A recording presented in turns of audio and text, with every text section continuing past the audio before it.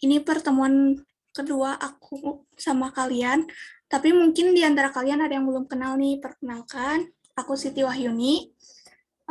Aku salah satu tutor sosiologi, dan sekarang aku mau berbagi ilmu tentang perilaku menyimpang dan pengendalian sosial. Nah, sebelumnya kalian kan udah belajar tentang sosialisasi ya. Nah, ini merupakan lanjutan dari materi sebelumnya. Di sini kita bisa lihat ada gambar nih, ada 2 gambar.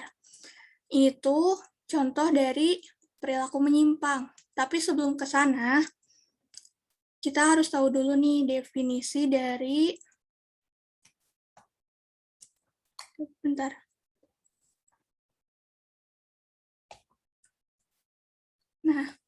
definisi dari perilaku menyimpang. Ini ada yang menurut para ahli sosiologi.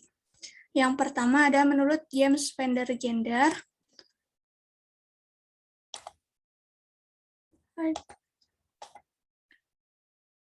Perilaku menyimpang adalah perilaku yang dianggap sebagai hal tercela.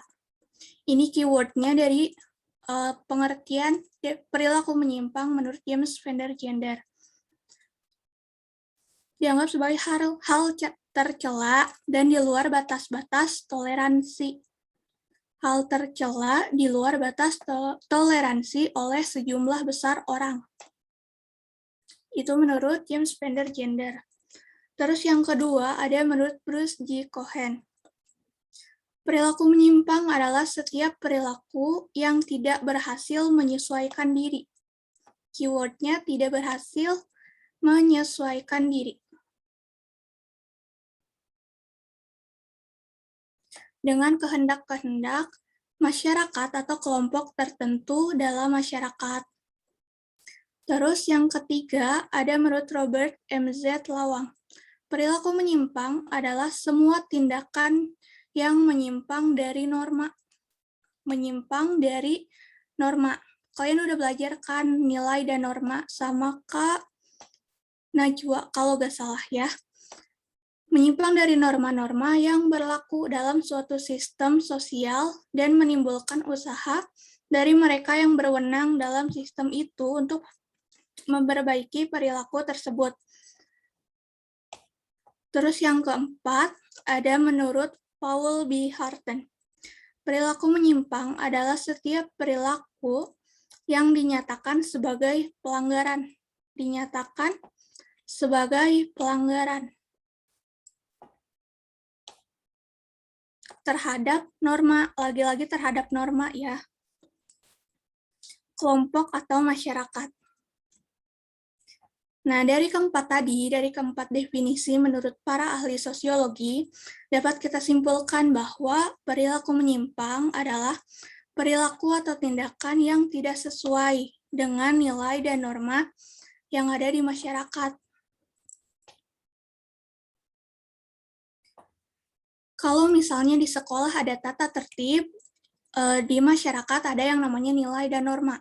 Kalau di sekolah ada orang yang melanggar peraturan, di masyarakat pun ada yang melakukan perilaku menyimpang. Nah, kalau di sekolah nih ada yang melakukan pelanggaran terhadap tata tertib, di masyarakat pun ada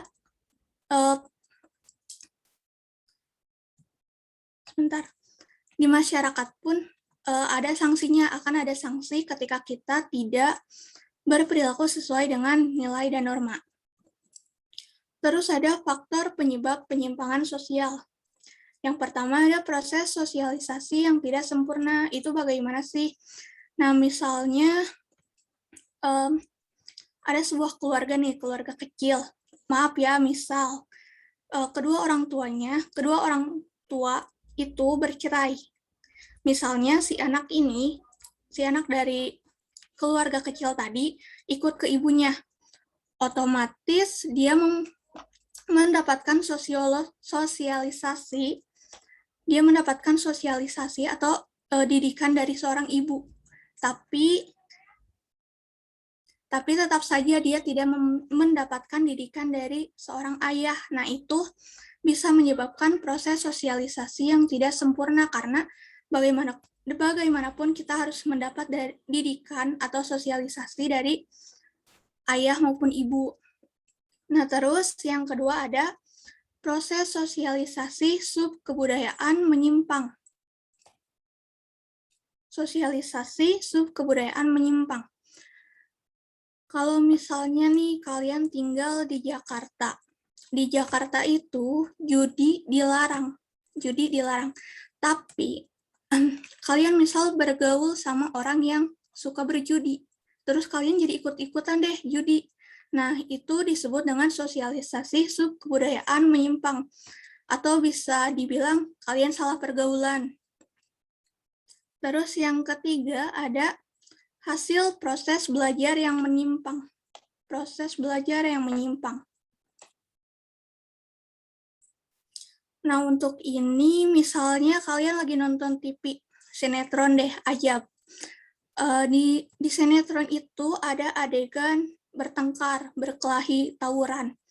Nah, kalian bisa aja tuh penasaran, ikut-ikutan deh tawuran kayak yang di TV-TV. Nah, itu hasil dari proses kalian belajar dari TV tadi, dari sinetron yang kalian tonton.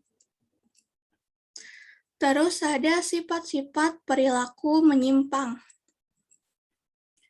Yang pertama ada penyimpangan positif. Nah, perilaku menyimpang itu nggak harus selalu negatif ya, ada penyimpangan positif juga. Penyimpangan positif. Kok bisa sih ada penyimpangan positif? Nah, kita lihat dari definisinya. Penyimpangan terarah pada nilai-nilai yang benar dan sesuai etika. Namun, cara yang dilakukan menyimpang dari kebiasaan yang berlaku di masyarakat. Misalnya kalian naik angkot. Biasanya sopir angkot laki-laki, ya kan? Ketika kalian melihat ada sopir angkot perempuan, kalian bakal ngerasa aneh. Kenapa? Karena itu di luar kebiasaan, menyimpang dari kebiasaan. Tapi apakah itu salah? Enggak, itu masih sesuai dengan nilai dan etika.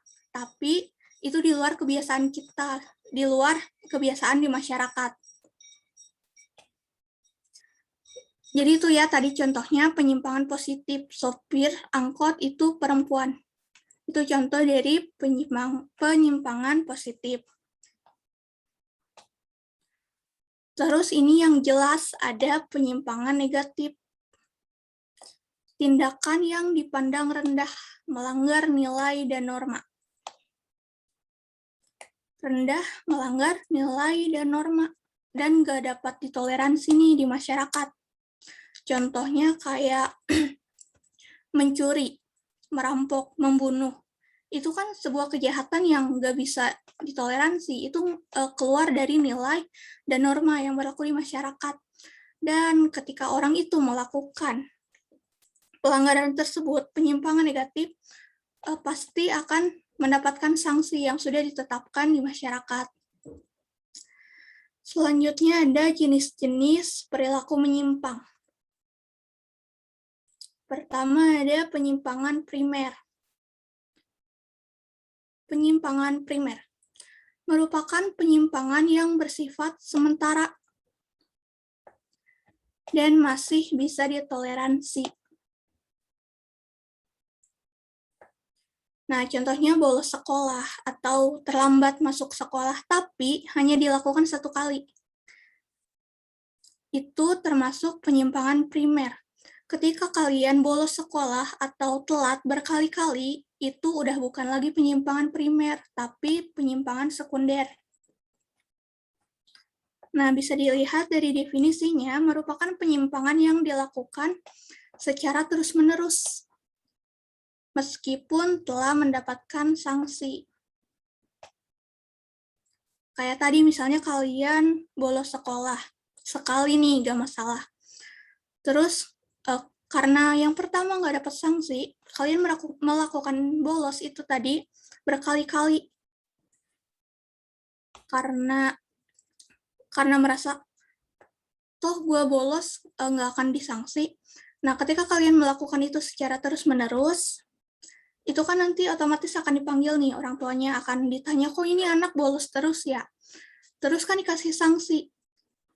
Tapi setelah mendapat sanksi itu, kalian terus melakukan bolos tersebut, itu udah termasuk penyimpangan sekunder. Bahkan dari beberapa sumber, penyimpangan sekunder itu sudah tidak bisa ditoleransi. Kalau sekolah oke lah masih bisa dihukum. Tapi ada juga kalau misalnya yang udah nggak bisa ditoleransi nih, bisa aja kamu di DO gara-gara bolos sekolah itu. Terus yang ketiga ada penyimpangan individu. Ini udah jelas ya, namanya juga penyimpangan individu, yaitu penyimpangan yang dilakukan oleh seseorang, satu orang. Yang keempat ada penyimpangan kelompok. Kalau tadi penyimpangan individu dilakukan oleh satu orang, berarti penyimpangan kelompok dilakukan lebih dari satu orang. Kayak misalnya rencana pembunuhan, kalian melakukan rencana pembunuhan bersama teman-teman kalian nih. Kalian punya musuh satu, terus kalian berencana dengan teman-teman kalian ingin membunuh musuh tersebut. Nah, itu disebutnya penyimpangan kelompok. Terus yang kelima ada penyimpangan situasional. Penyimpangan ini disebabkan oleh pengaruh situasi atau sosial di luar individu tersebut untuk berbuat menyimpang, di luar individu ya.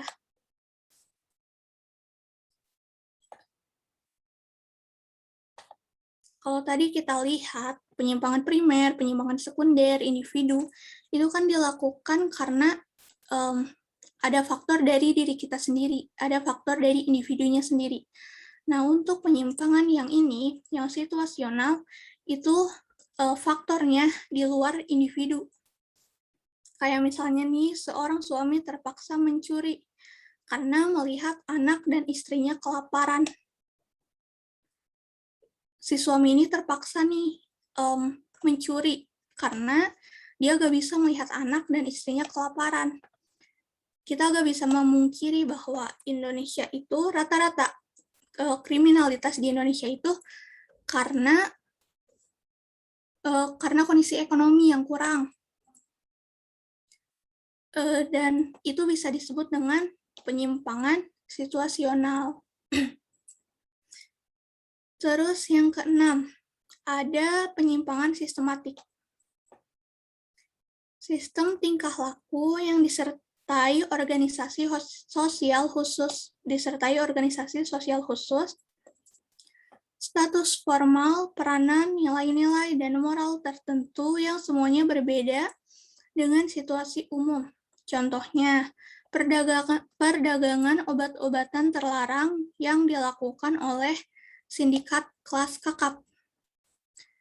Kenapa ini dituliskan kelas kakap? Karena untuk penyimpangan sistematik ini biasanya dilakukan oleh orang-orang yang kondisi ekonominya sangat baik, dan di sini juga organisasi sosial khusus. Biasanya kan orang-orang yang mempunyai organisasi sosial khusus itu kan orang-orang yang bisa dibilang kaya ya, status formal, misalnya jabatan yang tinggi, CEO, direktur. Peranan dia juga penting nih. Misalnya pejabat, nah itu yang disebut penyimpangan sistematik yang dilakukan, intinya yang dilakukan oleh orang-orang berada yang mempunyai status penting di masyarakat. Terus ada sikap antisosial.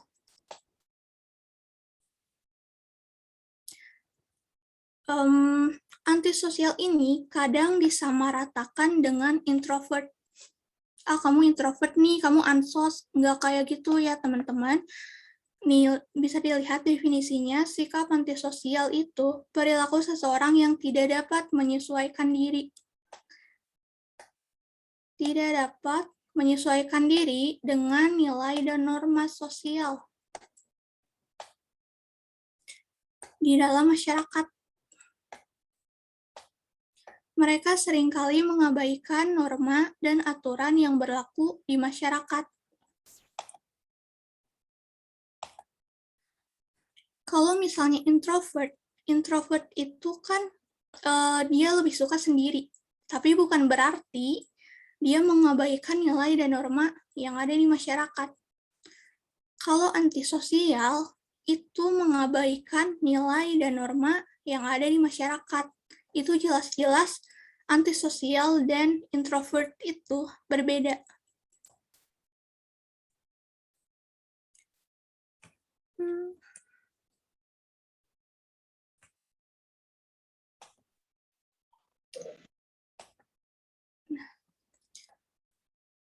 Terus ini ada teori penyimpangan.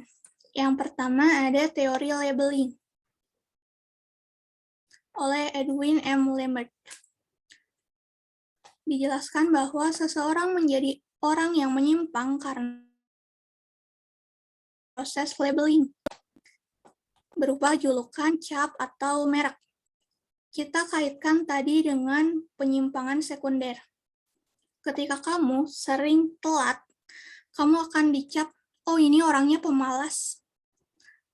Terus ketika kamu sering bolos, oh ini orangnya sering bolos nih. Itu berupa julukan, dicap, atau merek yang dilabeli ke kalian yang melakukan penyimpangan secara berulang. Di sini dijelaskan bahwa ketika seseorang sudah mendapatkan julukan, menerima julukan, kayak tadi kita disebut sebagai pembolos, pemalas, justru label tersebut membuat kita semakin, oh ya udah, aku udah dilabeli sebagai pemalas nih, ya udah aku datang setiap hari telat aja. Nah kayak gitu. Ketika udah dilabeli, justru kita semakin apa ya? Semakin ingin untuk melakukan penyimpangan tersebut. Terus ada teori hubungan diferensiasi oleh Edwin H. Sutherland. Seseorang harus mempelajari terlebih dahulu bagaimana caranya menjadi orang yang menyimpang. Kayak tadi berjudi. Kita nggak akan ikut-ikutan berjudi kalau kita nggak mempelajari hal tersebut. Kita nggak akan ikut mabuk-mabukan kalau kita nggak diajak oleh teman kita yang suka mabuk. Artinya, untuk melakukan sebuah penyimpangan sosial, kita itu mempelajari terlebih dahulu gimana nih cara kita untuk menjadi seseorang yang menyimpang. Kita nggak mungkin tiba-tiba kepikiran, oh gue pengen mabuk nih sekarang, kecuali kalau kalian lagi ada masalah, mungkin itu bisa aja, pikiran itu bisa aja muncul. Tapi untuk teori ini, kita beranggapan bahwa untuk menjadi orang yang menyimpang, kita harus mempelajari dulu. Terus yang ketiga ada teori anomi oleh Robert K. Merton. Adanya ketidakharmonisan antara tujuan budaya dengan cara yang dipakai untuk mencapai tujuan tersebut. Jadi antara tujuan budaya dengan cara yang digunakan, tujuan budaya dengan caranya itu nggak selaras, nggak beriringan, bahkan mungkin bertolak belakang. Terus yang kedua ada pengendalian sosial. Nah, di mana ada tata tertib, pasti akan ada sanksi, akan ada upaya untuk siswa-siswa agar mentaati tata tertib. Nah, begitupun di masyarakat, jika ada penyimpangan sosial, ada pula pengendalian sosial. Kayak misalnya dalam ketertiban dalam berlalu lintas. Kan harus pakai helm tuh. Misalnya untuk melakukan pengendalian, para polisi melakukan razia. Bentar ya.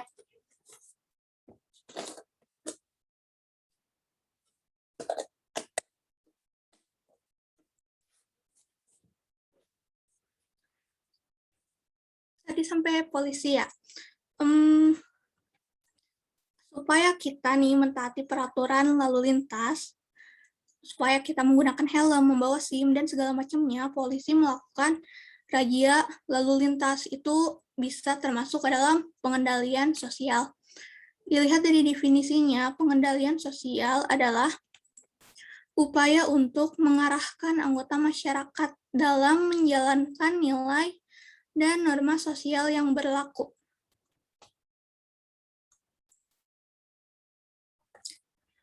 Dalam menjalankan nilai dan norma sosial.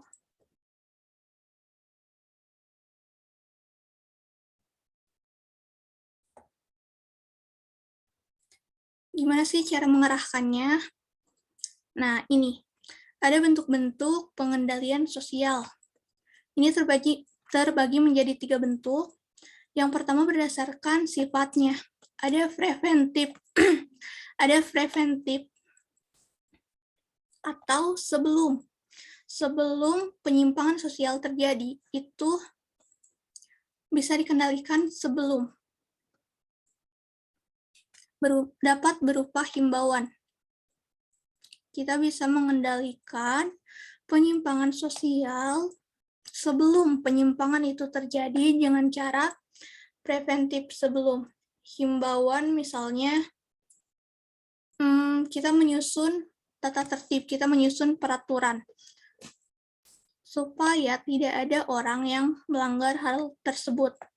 Nah, untuk yang kedua ada represif. Kalau tadi sebelum, ini setelah, dapat berupa sanksi. Contohnya di sekolah, udah ada peraturan ya kan, kita harus mentaati peraturan tersebut, kita harus menjalankan peraturan tersebut. Tapi tetap aja nih ada siswa-siswa yang melanggar peraturan tersebut. Nah, sebagai bentuk pengendalian sosial, dibuatlah sanksi untuk siswa-siswa yang melanggar peraturan sekolah. Terus yang kedua berdasarkan caranya. Ada persuasif atau ajakan. Ini bisa berupa seminar. Seminar misalnya seminar untuk mengajak supaya para remaja tidak mencoba terlibat dalam apa ya? Tidak terlibat dalam narkoba, tidak melakukan tawuran, itu bisa disosialisasikan melalui seminar. Terus yang kedua ada koersif atau paksaan. Nah, ini tadi udah dibahas ya, razia lalu lintas. Ini adalah bentuk paksaan. Kenapa? Karena ya kita udah disosialisasikan untuk mentaati peraturan. Tapi tetap aja nih ada yang melanggar. Nah, terpaksa nih kita melakukan cara koersif atau paksaan supaya gak ada lagi nih orang-orang yang melakukan penyimpangan sosial. Terus yang terakhir ada berdasarkan lembaga. Ada formal dan informal. Kita udah sering lihat nih di masyarakat, ada orang yang jika ada permasalahan nih, ada orang yang langsung membawa ke pihak yang berwenang. Ada juga yang, oh ya udah daripada ribet-ribet ke pihak yang berwenang, kita selesaikan aja nih secara kekeluargaan. Ada juga yang seperti itu. Nah, ini ada latihan soal. Sebelum itu, ada dulu yang mau ditanyakan, boleh di kolom chat. Sebelum berlanjut ke soal.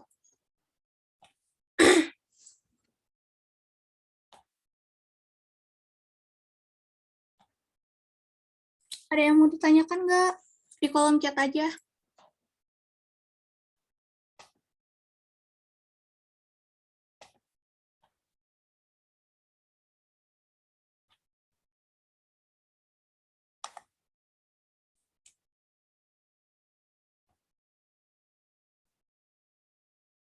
Gimana nih, nggak ada yang mau ditanyain?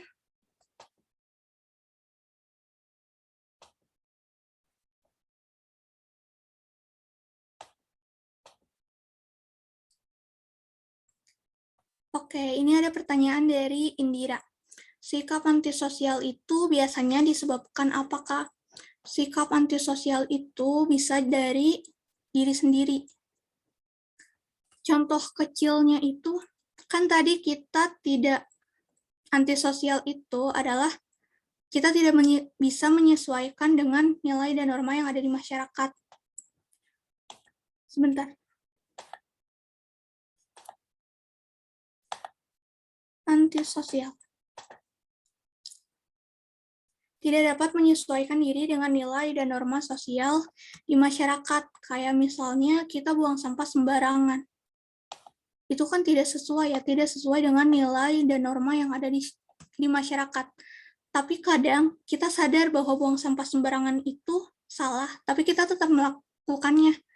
Nah, itu biasanya berasal dari diri sendiri, diri kita sendiri. Kalau untuk faktor dari luar atau eksternal, kayaknya nggak ada deh. Itu berasal dari diri kita sendiri.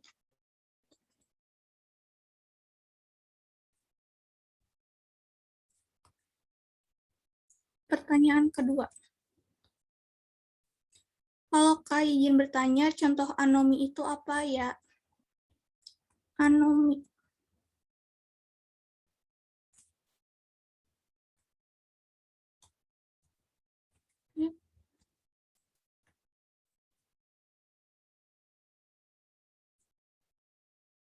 Oh, sebentar.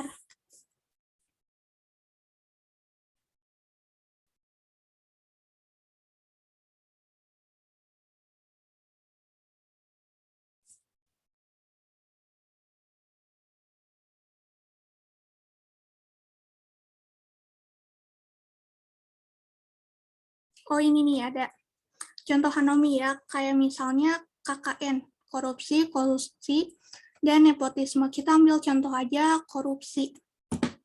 Di Indonesia, itu kan korupsi dilarang ya. Tujuan Indonesia, ini ada kan tujuan budaya. Tujuan Indonesia itu mencegah terjadinya korupsi dengan adanya KPK, Komisi Pemberantasan Korupsi. Tapi cara yang digunakannya itu nggak sesuai nih, tetap ada aja para oknum-oknum yang nggak bertanggung jawab, dia melakukan korupsi. Dan kita bisa lihat di berita-berita kalau hukuman yang diberikan kepada orang yang melakukan korupsi tersebut tidak setimpal. Nah, itu contoh dari teori anomi. Tujuan kita tadi mencegah adanya korupsi, tapi hukuman-hukuman untuk orang yang melakukan korupsi itu kadang ringan, tidak setimpal dengan apa yang sudah dia lakukan. Begitu ya.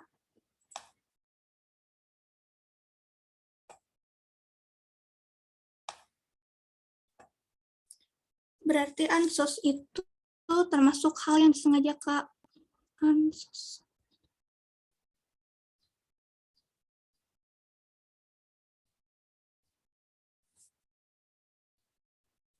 Sebentar.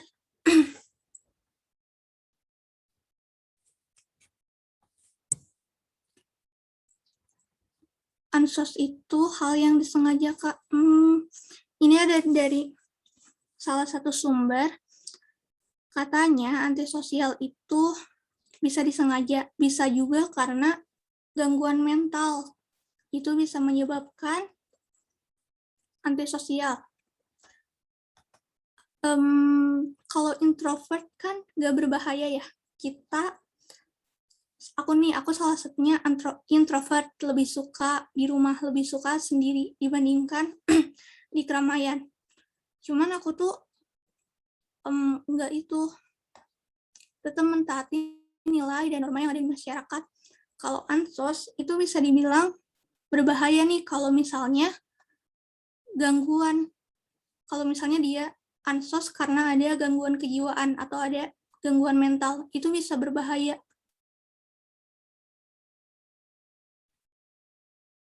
Kak, aku mau nanya boleh nggak? Boleh. Ya, yang antisosial itu kan kalau misalnya tadi kata kakak, yang apa namanya introvert itu kan dia masih apa ya, masih berpegang teguh sama norma dan nilai-nilai kan. Jadi kalau misalkan dia nggak bakal nyakitin orang atau nggak bakal ganggu orang katakan gitu. Sedangkan kalau misalkan antisosial, kalau misalkan dia mengidap gangguan kesehatan mental, ada kemungkinan dong dia bisa melukain orang lain gitu kak.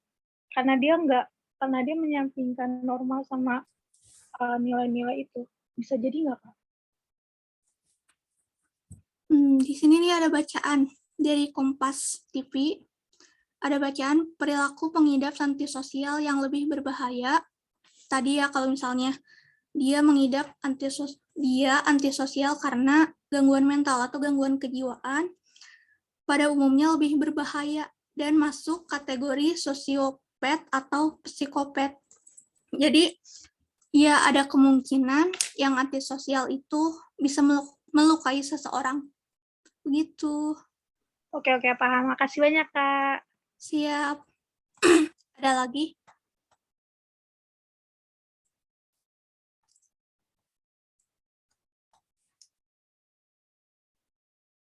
Nggak ada lagi pertanyaan? Kalau nggak ada, kita lanjut aja ke latihan soal ya. Cuman sedikit kok.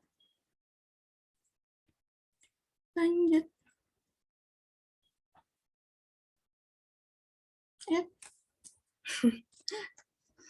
Ini ada soal. Kalian boleh jawab di kolom chat.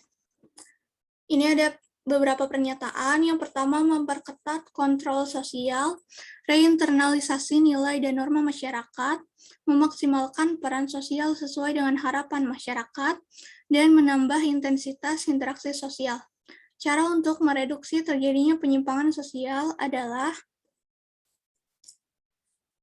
ini tipe soal yang sering kita lihat, tapi optionnya itu berbeda nih.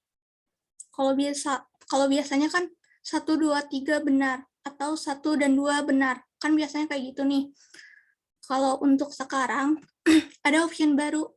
Ada 3 pernyataan yang benar, ada 2 pernyataan yang benar, hanya ada 1 pernyataan yang benar, semua pernyataan benar, dan tidak ada pernyataan yang benar.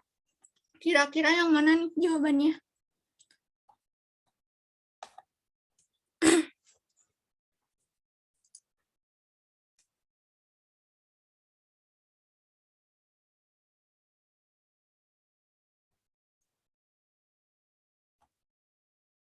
Ayo, kolom chatnya masih kosong.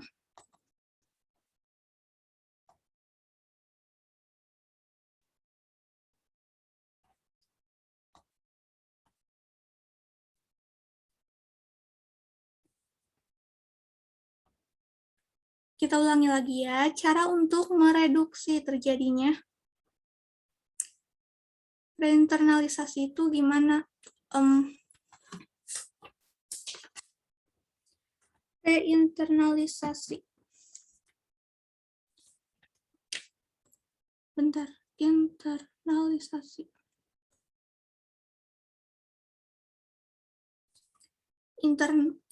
Kalau internalisasi itu kan penghayatan ya.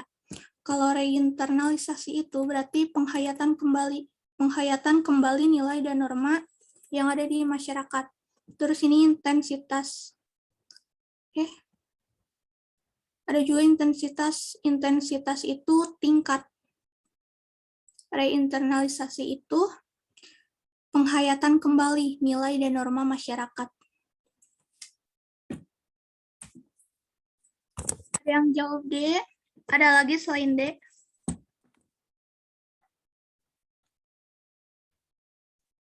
D lagi? D juga?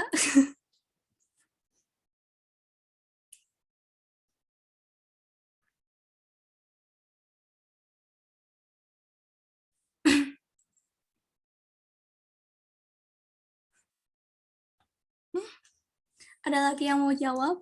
Ada 2 jawaban nih. Mayoritas menjawab D. Ada yang jawab A, ada yang jawab B.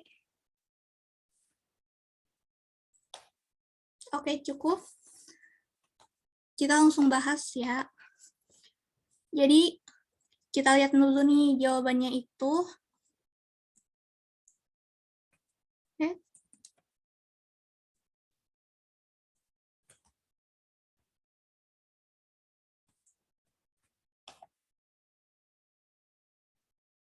Muncul.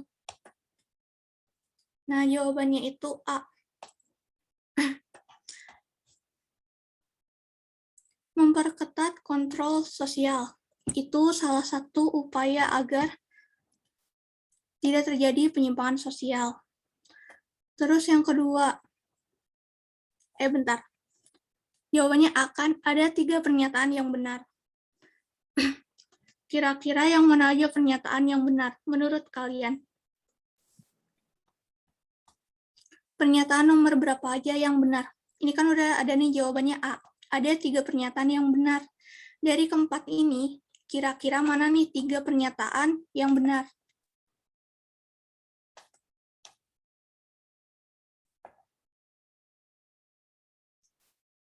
A, B, C, 1, 2, 3 mungkin ya.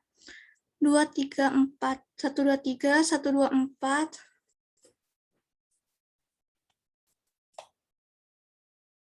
Satu, dua, tiga. Oke, makasih nih yang udah jawab. Dari 3 pernyataan yang benar itu, pernyataan yang benar itu, yang nomor 1, memperketat kontrol sosial. Kalau misalnya kontrol sosialnya semakin diperketat, maka kecil kemungkinan untuk melakukan penyimpangan sosial. Terus pernyataan benar yang kedua adalah reinternalisasi nilai dan norma masyarakat. Tadi ya, penghayatan kembali. Dihayati kembali nih nilai dan norma yang ada di masyarakat supaya kita tidak melakukan penyimpangan sosial. Terus pernyataan yang ketiga, yang benar itu adalah nomor 3. Memaksimalkan peran sosial sesuai dengan harapan masyarakat. Kenapa yang 4 salah? Kan ini menambah intensitas ya, menambah tingkat interaksi sosial. Ya nggak salah kita melakukan interaksi sosial dengan siapa aja, tapi kita nggak tahu dengan siapa aja nih, apakah kita melakukan interaksi dengan orang yang baik, ataukah tadi kita berinteraksi dengan orang yang suka berjudi, apakah kita berinteraksi dengan orang yang suka mabuk. Nah, kita nggak tahu itu, jadi pernyataan nomor 4 itu salah. Jawabannya A ya.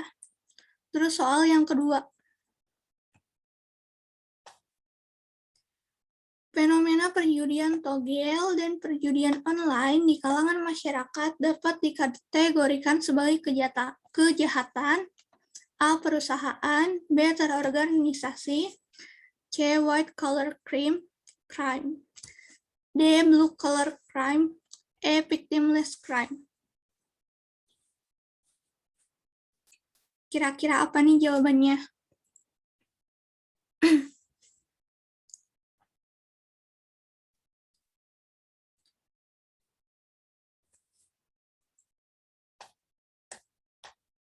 Fenomena perjudian togel.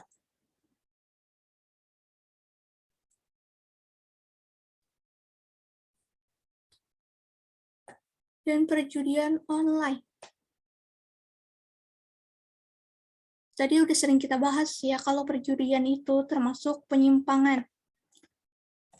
Nah, penyimpangan mana nih? Apakah perusahaan, terorganisasi, atau white collar crime, blue collar?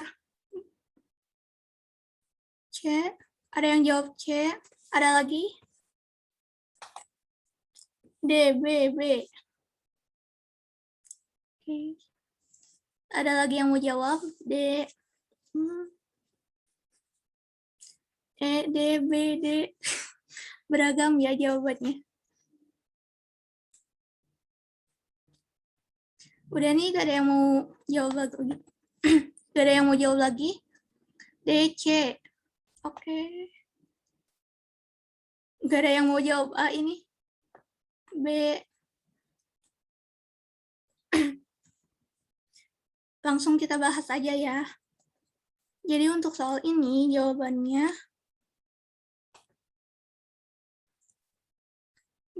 yang E. Kenapa yang E? Kita bahas satu-satu. Perusahaan, fenomena perjudian togel, dan perjudian online. Apakah itu dilakukan oleh perusahaan? Tidak ya, perjudian itu dilakukannya individu. Terus yang B, terorganisasi. Apakah judi terorganisasi? Enggak juga, karena kita langsung datang aja, langsung bermain kayak gitu kan, nggak ada apa yang nggak ada tahapan-tahapan yang harus dilaluinya gitu loh. Terus yang C, nah ini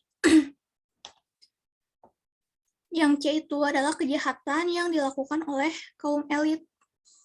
Apakah perjudian dilakukan hanya oleh kaum elit? Enggak. Perjudian itu bisa dilakukan oleh siapa aja, bahkan ada orang dari kalangan yang kurang mampu itu mencuri hanya untuk berjudi. Itu ada, jadi ini nggak dilakukan oleh kaum elit saja, judi tidak dilakukan oleh kaum elit saja. Terus yang D, kejahatan yang dilakukan oleh golongan rendah. Kalau tadi yang white itu kaum elit, kalau yang blue itu golongan rendah. Tadi udah kita bahas ya, kalau judi itu bisa dilakukan oleh golongan yang atas, bisa juga dilakukan oleh golongan bawah. Jadi, kita dapat ketahui nih bahwa jawabannya yang E. Kenapa yang E? Nih, kejahatan tanpa korban. Perjudian itu nggak ada korban. Nggak ada korban, ya. Mungkin ada orang yang dirugikan. Mungkin ada orang yang rugi. Tapi dia bukan dirugikan, tapi merugikan diri sendiri. Begitu. Jadi nggak ada korban ya. Terus, nah ini ada sebab akibat. Seseorang dikatakan berperilaku menyimpang karena masyarakat mengatakan seperti itu. Sebab perilaku menyimpang bisa berupa tindakan kriminal. Kira-kira jawabannya yang mana nih? Seseorang dikatakan berperilaku menyimpang karena masyarakat mengatakan seperti itu. Mungkin kayak tadi ya, teori yang labeling. Sebab perilaku menyimpang bisa berupa tindakan kriminal. Jawabannya angka. A, pernyataan benar, alasan benar, keduanya menunjukkan hubungan sebab akibat. Yakin. Ada jawaban lain nggak? B. B. B. Banyaknya yang jawab A nih.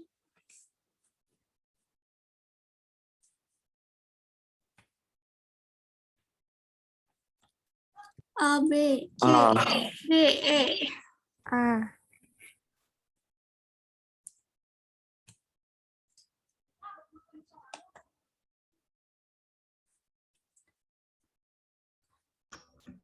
Jawabannya yang B. Pernyataan benar, alasan benar, tapi keduanya tidak menunjukkan hubungan sebab akibat. Seseorang dikatakan berperilaku menyimpang karena masyarakat mengatakan seperti itu. Itu pernyataan yang benar. Tadi udah kita bahas yang teori labeling. Sebab perilaku menyimpang bisa berupa tindakan kriminal. Perilaku menyimpang bisa berupa tindakan kriminal. Ini juga pernyataannya benar. Tapi ini gak nunjukin sebab akibat. Coba deh kalian baca ini keseluruhan. Sebab akibatnya kalian baca, itu tuh nggak ada kaitannya, nggak ada hubungannya, nggak cocok untuk dijadikan sebab akibat. Seseorang dikatakan berperilaku menyimpang karena masyarakat mengatakan seperti itu. Sebab perilaku menyimpang bisa berupa tindakan kriminal. Itu nggak berhubungan, nggak ada kaitannya. Perilaku menyimpang berupa tindakan kriminal itu nggak ada kaitannya dengan seseorang dikatakan berperilaku menyimpang karena masyarakat mengatakan seperti itu. Nah, untuk tipe soal yang kayak gini, kalian bisa siasatinya dengan cara baca nih pernyataan pertama dan pernyataan yang kedua. Itu cocok gak sih kalau misalnya kita gabungin kedua pernyataan tersebut? Kalau misalnya cocok, itu bisa jawabannya yang A. Kalau keduanya digabungkan dan pernyataannya kok jadi aneh, itu bisa kalian jawab B. Begitu ya. Ada lagi nih tes urin yang dilakukan sekolah pada awal penerimaan siswa baru untuk mendeteksi calon siswa baru dalam penggunaan narkotika termasuk ke dalam bentuk pengendalian sosial. 1. Represif, 2. Permisif, 3. Koersif, 4. Preventif.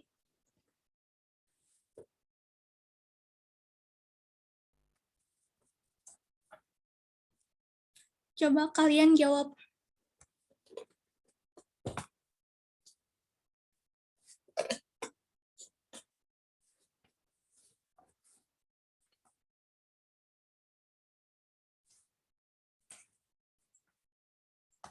Ada yang udah tahu jawabannya? Yang B. E. Ada lagi yang mau jawab?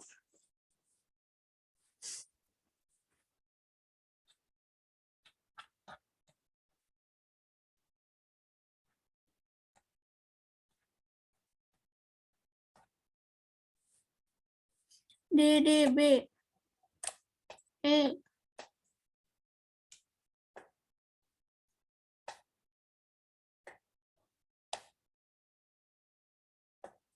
D yang bukan E.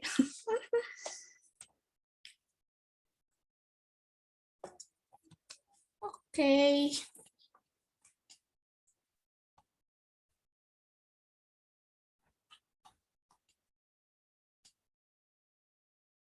Jadi jawaban yang benar itu D ya.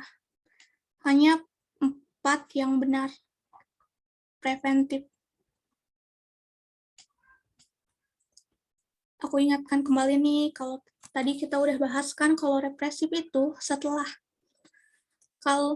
itu misalnya ini nih, untuk mendeteksi permisif itu apa ya Kak? Sebentar ya, kita bahas satu-satu. Represif itu setelah itu kayak gimana nih? Kayak misalnya ada seseorang nih, ada siswa yang menggunakan narkotika. Dan setelah ketahuan, itu akan ditindaklanjuti. Nah, tindak lanjut ini, hukuman ini, sanksi ini, merupakan pengendalian sosial represif. Terus ada permisif. Permisif itu selalu mengizinkan. Kayak misalnya di keluarga kalian deh, orang tua kalian selalu mengizinkan apapun yang kalian mau. Kayak pengen motor, mobil, segalanya dibeliin. Nah, itu termasuk permisif. Yang koersif tadi udah kita bahas, paksaan. Kayak yang lalu lintas tadi. Terus yang terakhir ini preventif, sebelum. Nah, ini tes urin yang dilakukan di awal, sebelum sekolah nih, kita tes urin untuk mengetahui kita menggunakan narkoba atau tidak. Nah, itu usaha preventif supaya nantinya nggak ada siswa yang memakai narkoba di sekolah itu. Begitu. Jadi jawaban yang benar D ya, cuman 4.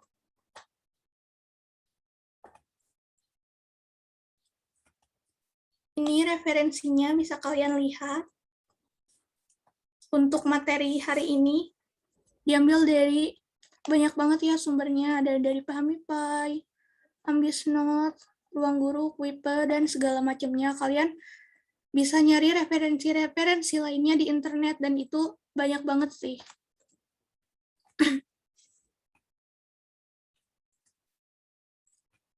Nah, terakhir nih ada kutipan dari Kak Jerome Pauline. Masa depan ditentukan dari apa yang kita lakukan hari ini. usaha yang kalian lakukan itu gak akan berakhir sia-sia, kecuali kalian memang bukan rezekinya di sana. Misalnya kalian pengen ke UGM, pengen masuk UGM, kalian udah berusaha keras. Tapi kalau misalnya kalian gak ditakdirkan di sana, tetap aja usaha yang kalian lakukan bukan sia-sia, lebih tepatnya Tuhan punya hal yang jauh lebih baik dari apa yang kalian inginkan.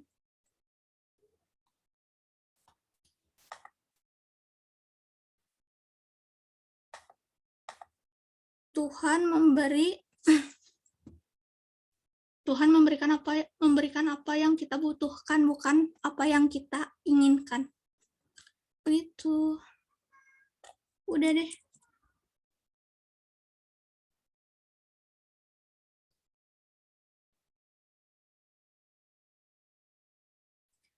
Kak, maaf sebelumnya aku boleh lihat PPT bagian awal gak ya? Boleh.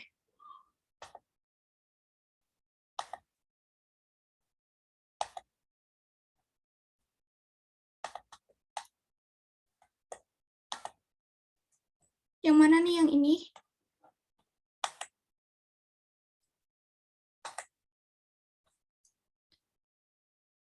Sebelum berakhir nih,